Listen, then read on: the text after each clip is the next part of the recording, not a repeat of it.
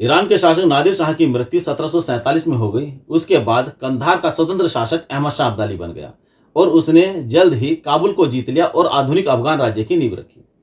नादिर शाह के वैध उत्तराधिकारी के रूप में उसने पश्चिमी पंजाब पर अपना दावा किया और 1748 में उसने पंजाब पर आक्रमण कर दिया। हालांकि आक्रमण सफल नहीं हुआ, तब उसने 1749 में पुनः आक्रमण किया और पंजाब के मुगल गवर्नर मुइनुल मुल्क को परास्त कर दिया।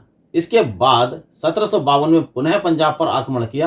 तब दिल्ली के मुगल बादशाह अहमद शाह ने सिंध और पंजाब का क्षेत्र अहमद शाह अब्दाली को दे दिया।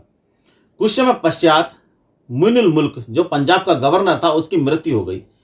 पंजाब वाला क्षेत्र अब अहमद शाह अब्दाली का हो गया था, लेकिन दिल्ली के मुगल बादशाह के वजीर इमादुल मुल्क ने अदीना बेग की नियुक्ति पंजाब में कर दी गवर्नर के तौर पर। अब अहमद शाह अब्दाली ने इसे पंजाब के कार्य में हस्तक्षेप बताया, क्योंकि अब पंजाब तो अहमद शाह अब्दाली का क्षेत्र था। इसलिए अहमद शाह अब्दाली ने जनवरी 1757 में दिल्ली पर आक्रमण कर दिया और मथुरा आगरा तक लूटमार की। और जाते समय जब वह दिल्ली से गया, तब उसने आलमगीर द्वितीय को मुगल सम्राट घोषित किया और इमादुल मुल्क को वजीर बनाया और नजीब-उद-दौला को मीर बख्शी का पद दिया और नजीब-उद-दौला अहमद शाह अब्दाली का प्रमुख एजेंट भी था। इसके बाद वह वापस चला गया। अगले वर्ष 1758 में मराठा सरदार रघुनाथ राव दिल्ली आया और उसने नजीब-उद-दौला को दिल्ली से बाहर कर दिया। इसके बाद वह पंजाब की ओर बढ़ा और उसने पंजाब में अहमद शाह अब्दाली द्वारा नियुक्त तैमूर, जो अहमद शाह अब्दाली का पुत्र भी था, उसको बाहर कर दिया। और पंजाब से बाहर करके उसने अदीना बेग की पुनः वहां पर नियुक्ति कर दी और दिल्ली की ओर चला आया।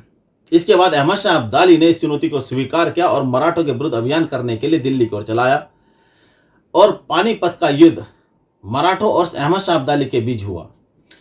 पानीपत का तृतीय युद्ध 14 जनवरी 1761 को मराठों और अहमद शाह अब्दाली के बीच हुआ और इसमें मराठों की बहुत बुरी हार हुई। जो मराठे सर्वश्रेष्ठ शक्ति थे भारत में, वो कुछ समय के लिए एकदम शांत पड़ गए। बहुत बड़ा नुकसान उनको उठाना पड़ा।